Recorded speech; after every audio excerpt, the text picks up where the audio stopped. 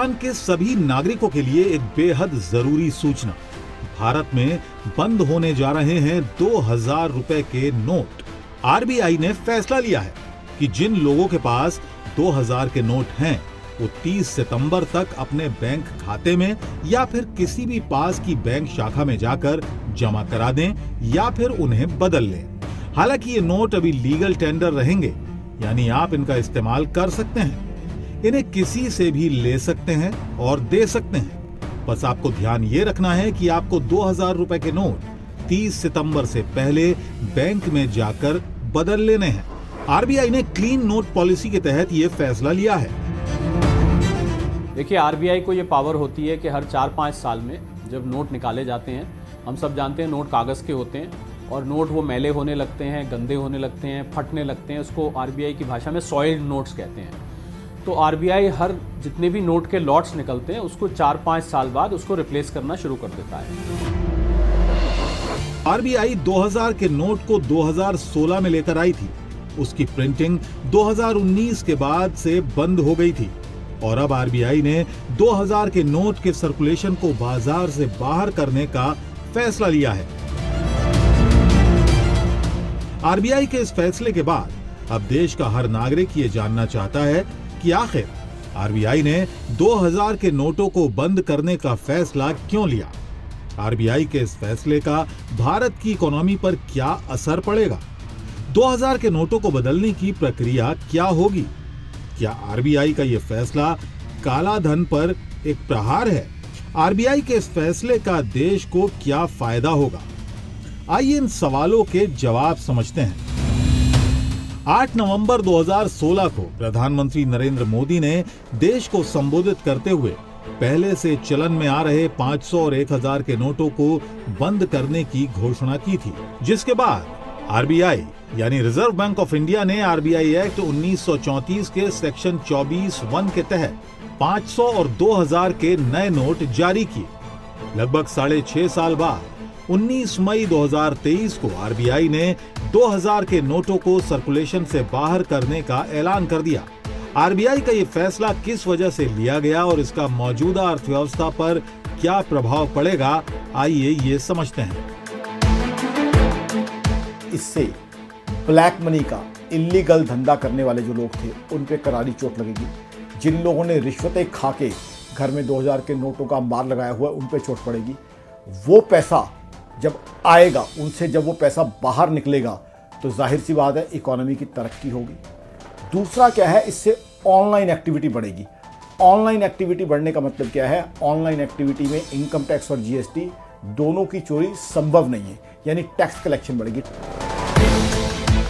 RBI ने 2000 रुपए के नोट को बंद करने का फैसला तो ले लिया, लेकिन बाजार में अभी भी नोटों का इस्तेमाल किया जा सकता है। आम लोगों को तो आरबीआई के इस फैसले से दिक्कत नहीं होगी, लेकिन जिनके पास 2000 के नोट ज्यादा हैं, उन्हें कई बार में 2000 के नोट बदलने होंगे। 2000 रुपए के नोटों को जमा करने या बदलने की सुविधा सभी बैंकों में दी गई है। इसके अलावा आरबीआई के 19 रीजनल ऑफिसेज में भी ये सुविधाएं दी गई हैं, जिनके पास इश्यू डिपार्टमेंट है।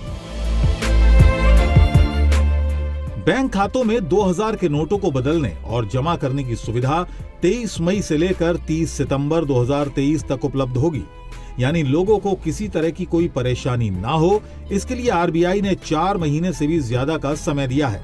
बैंक में नोटों के एक्सचेंज के लिए कोई चार्ज भी नहीं लगेगा, लेकिन अगर कोई व्यक्ति किसी कारणवश 4 महीने की समय सीमा में नोटों का एक्सचेंज नहीं कर पाता है तो क्या होगा, आइए ये भी समझते हैं। 30 सितंबर तक अगर नोट नहीं, हालांकि मुझे ये लग रहा है कि जब 30 सितंबर आने वाली होगी तो जो पिछला हम ट्रेंड देखें तो इस डेट को एक आध बार एक्सटेंड भी किया जाएगा, पर ये मान लेते हैं कि एक्सटेंड नहीं होगा तो 30 सितंबर का नोट फिर लीगल टेंडर नहीं रहेगा। आपके पास 4 महीने से भी ज़्यादा है, 23 मई से ये प्रक्रिया शुरू हो जाएगी, उसको बैंक में जाके आप जमा करा सकते हैं।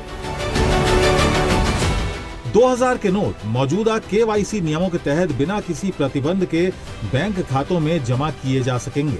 जिन लोगों के पास बैंक अकाउंट नहीं है वो भी बैंकों से नोटों को एक्सचेंज कर सकते हैं, लेकिन अगर उन्हें बदले गए नोटों को जमा कराना है तो उसके लिए या तो वो अपना अकाउंट खुलवाएं या फिर किसी और के अकाउंट को यूज कर सकते हैं। 2000 के नोटों को बदलने के लिए आरबीआई ने 20,000 रुपए की लिमिट सेट की है, यानी एक बार में सिर्फ 10 नोट बदले जा सकते हैं। ऐसे में यह जानना जरूरी है कि अगर किसी को कारोबार या किसी अन्य जरूरी कामों के लिए 20,000 से ज्यादा की रकम की जरूरत हो तो उसे क्या करना होगा। बैंक अकाउंट में जमा कर सकते हैं। देखिए, बैंक अकाउंट में तो जमा करने पे कोई रिस्ट्रिक्शन लगी नहीं है। बैंक अकाउंट में अगर आपके पास साफ सुथरा और ईमानदारी का पैसा है, 4 लाख जमा कीजिए, 6 लाख जमा कीजिए, 8 लाख जमा कीजिए, कोई दिक्कत नहीं। आपके पास मान लीजिए साफ सुथरा पैसा है, ईमानदारी से कमाया हुआ, टैक्स पे किया हुआ पैसा है, तो 8 लाख रुपए भी है अगर 2000 की करेंसी का, तो आप वो बैंक में जमा कीजिए। बैंक में जमा करने के 15 मिनट बाद ही आप विड्रॉ कर लीजिए, 500 या 100 के नोट निकलेंगे। दरअसल आरबीआई ने 2000 के नोटों की छपाई 2019 में ही बंद कर दी थी। आरबीआई की एनुअल रिपोर्ट के मुताबिक 2016 से लेकर 2018 तक 2000 के कुल 370 करोड़ नोट छापे गए।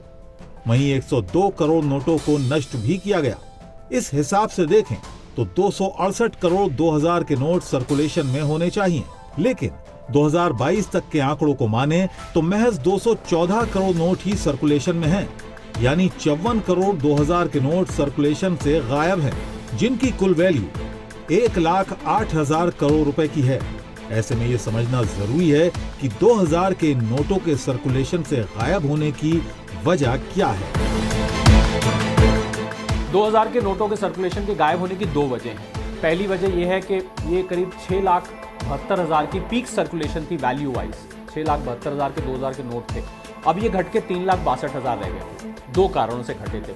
एक तो ये प्रिंट नहीं हो रहे थे, तो जो बैंकों में नोट जो लोग जमा कर रहे थे वो वापस सर्कुलेशन में नहीं आ रहे थे। और इसका सबसे पुख्ता सबूत है कि आप एटीएम से जब पैसे निकाल रहे थे तो 2000 का कैसेट ही उसमें नहीं था, 2000 के पैसे निकलते नहीं थे।